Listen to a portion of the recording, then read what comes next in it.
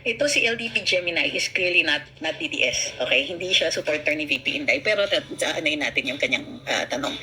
Bakit hindi umattend sa Quadcom si VP Sara pa magkaalaman na dami kasing dinadamay na tao? First of all, hindi damay yan. Trabaho ng mga taong nandyan at bahagi ng kanilang trabaho ay yung pagre-report din pagka tinatawag sila sa Kongreso. Ngunit hindi ibig sabihin nun ay basta sila sasagot sa mga unreasonable questions or even unreasonable na pagpapatawag pag ito po ay nakakantala na ng kanilang trabaho.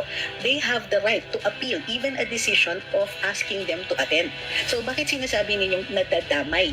Okay, bahagi talaga ang pagsasagot sa Kongreso kapag ikaw ay pinatawag nito. Ngunit pwede mong questionin yung reasonableness ng pagtatawag, yung reasonableness ng dalas ng pagtatawag, yung reasonableness din ng mga katanungan na hinihingi na doon na ginagawa doon sa Kongreso mismo, sa inquiry itself. So napaka-unfair kasi ang sinasabi ninyo ay nadadamay as if walang kasalanan itong mga ito, as if hindi nila ito obligasyon o hindi bahagi ito ng kanilang trabaho bilang mga kawani ng gobyerno.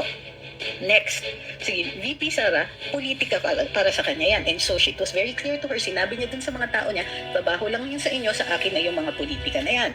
And yes, her refusal to attend is also a political statement and she cannot be barred from making such statements. The same way yung mga politiko dyan sa loob ng Kongreso are allowed to do that, so can she. She is allowed to test the limits of the contempt powers of Congress because she belongs to a separate and co-equal branch.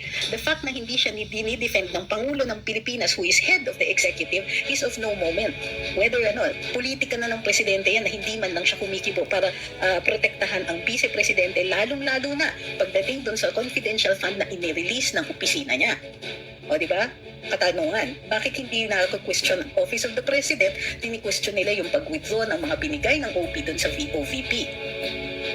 So, that is what they want you to think. That is what the Marcos Romualdez want you to think na nakakadamay si VP Inday, her people are being affected because of her refusal to go. No, because her people have also refused to go and this is a natural consequence of that. Walang agency yung mga tao niya? Hindi sila adults making their own decisions. Hindi sila mananagot, hindi sila everything is patronage. Kasi yan po ang ginagawa ninyo. Sinasabi ninyo na wala silang na dapat super protected sila without taking into consideration na may agency din yung mga tao na yan. They are adults, they made decisions. Parang ba sila bata? This is why our politics is so bad. We give our superiors, yung mga officials natin so much power. Kung gusto natin, magbigay sila ng pera sa atin para pang binyag, pang bidding, pang tuition, pang sports fest, pang kung anik-anik, without understanding that the consequences of that means na sila ay kailangan magnakaw ng pera. Pag hindi nagbigay, galit pa yung mga taong humihingi. Tapos sasabihin pa nila, hihingi sila ng tulong, huy, kinakasuhan ako, tulungan mo naman ako, meaning they want you to intervene. And if that person intervenes, ano mangyayari? Nasuskew yung justice system natin. Kasi malakas si boss, kasi malakas i-exploit natin. Yung ganyan. So yung sinasabi ninyo is simply another form of mendicancy. Now we know that they trust the VP. We know that even before all of this, pinag-usapan na nila yan and they know the dangers. They have agency. They have their capacity to decide.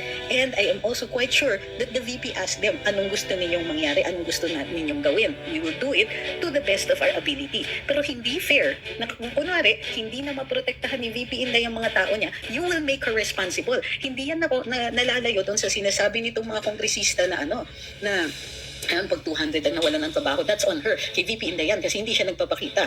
No. VP Inday has no power over the person. You do. And you get to decide the reasons why. And if your reasons are unreasonable and do not fulfill any standard of decency, then you cannot pass that off to VP Inday. Ang sabihin ninyo, ginawa niyong biktima ng pamumulitika ninyo yung mga 200 na posibleng mawalan ng trabaho dahil hindi kayo magbibigay ng tamang pondo sa Office of the Vice President. Sabi ni Rodney's, the sub judice rule doesn't apply sa in aid of legislation. Sabi ni Paduano, that is their theory. It has not yet been tested. Although, mayroon na, sabi ni Attorney Harry, haven't seen the case sabi ni Attorney Harry, pagka nasa hukuman na, hindi na dapat nag-i-interfere yung legislature because they could affect the outcome of a criminal case. And mas priority po kasi mandato ng judiciary is to resolve cases and controversies that are brought before them. If there is already an actual case, what the Congress should do is wait until it is over at pag-aralan nila yung records ng kaso nang sa gayon magawa nila ng batas. So, no, actually, mali si Congressman Paduano. But the matter can be settled in court. So, I assume that the Office of the Vice President will file the appropriate cases kung hindi pa ito nakafile. Yeah, dapat talaga. Yan ang ano ko. Attorney Lupis, mag-file ka ng kaso sa ginagawang pang-aabuso sa'yo dyan sa Congress. Lalo na yang si Franz Castro na yan. Mag-file ka ng kaso sa pag-contempt sa'yo para madagdagan yung kaso ng bruha na yan. Isa na ngang convicted yan, si Franz Castro, convicted sa pag-kidnapping sa mga kabataan doon sa Talaingod. Dagdagan mo pa para mabubulok na talaga yung bruha na NPE na yan doon sa sa kulungan. Ikaw, isang abogada, Attorney Lopez, pinakontempt ng isang walang utak, na nasa bundok lang ang utak. Kahit nga yung mag-English binabasa. Teacher ba talaga to? Sabi nila, teachers party list yan eh. Teacher ba talaga ka, ikaw, Franz Castro? Baliktad nga yung mag-English ka eh. Yung English mo, scripted eh. O yung binabasa mong pa-English ka minsan. Kahit yung pagtatanong mo kay PRRD noon, are you in a right thinking? Ano ba yung mga sinasabi niya na hindi na niya natuloy? Dahil alam niyang na mali na yung grammar niya. Kaya Attorney Lopez, wag mong palampasin ito para mabigyan mo talaga ng leksyon itong mga power tripper, abusadong mga tuwadkom. Lahat sila kasuhan mo, pero bibigatin mo ng kaso itong kay Franz Castro kasi siya nag-contempt sa iyo eh. Abuso sa power yan eh. Bakit? Yung resource person ka lang. Bakit parang akusado ka na sa kanila? Resource person ka lang, iniimbestiga ka dyan kasi resource person ka. Pero pag sila ang nagtatanong, parang ikaw na yung akusado. Daig pa ang mga korte ng mga hinayupak na to pag nagtatanong. Mga representative lang kayo, mga putang ina ninyo. Huwag kayong umaasta na kayo ang korte, may korte. Yung pagtatanong-tanong mo, Franz Castro, na parang bata ang tinatanong mo, kung mayroon kang ebidensya, mayroon kayong ebidensya mga tuwadkom, i-file nyo na sa kaso. Nagsasayang lang kayo ng pera ng taong bayan dyan sa Kongreso sa pag-imbestiga ninyo. Hindi nyo ba alam kung magkano magastos dyan sa pag-imbestiga ninyo? Besides, kaya siguro naglulundagan kayo na magtanong kay Attorney Lopez, basta kang Vice President na ang pinag-uusapan, dahil may bayad daw kayo.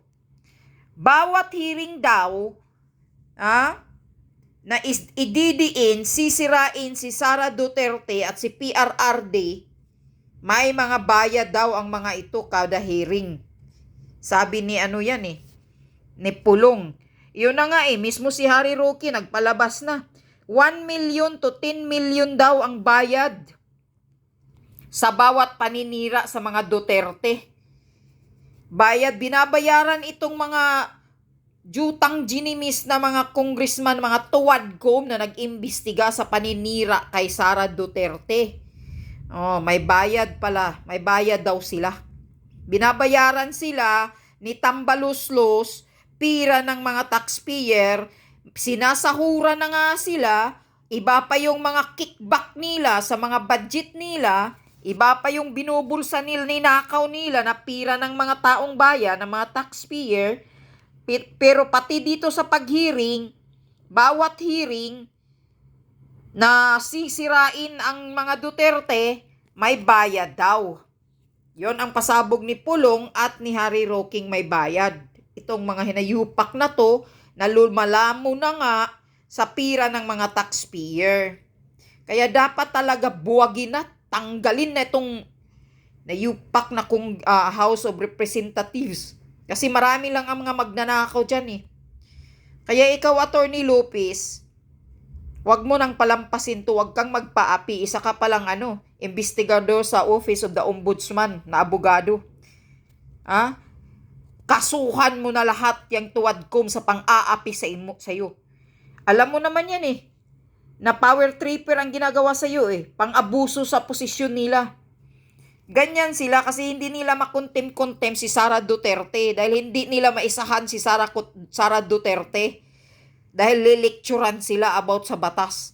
Bakit hindi mo nililikturan itong bubo na Franz Castro na to na convicted na to ng kidnapping sa mga kabataan sa Talaingod tong kupal na to? Sana nililikturan mo, abogada ka. Ang taas ng posisyon mo tapos ginaganyan ka lang nitong isang abogaga. Nasa bundok lang ang iniisip niyan. Kaya wag mong palampasin ito, Attorney Lopez. Lahat ng mga tuwadkom, abuso sa power nila ang ginagawa nila sa'yo. Yun lang yun.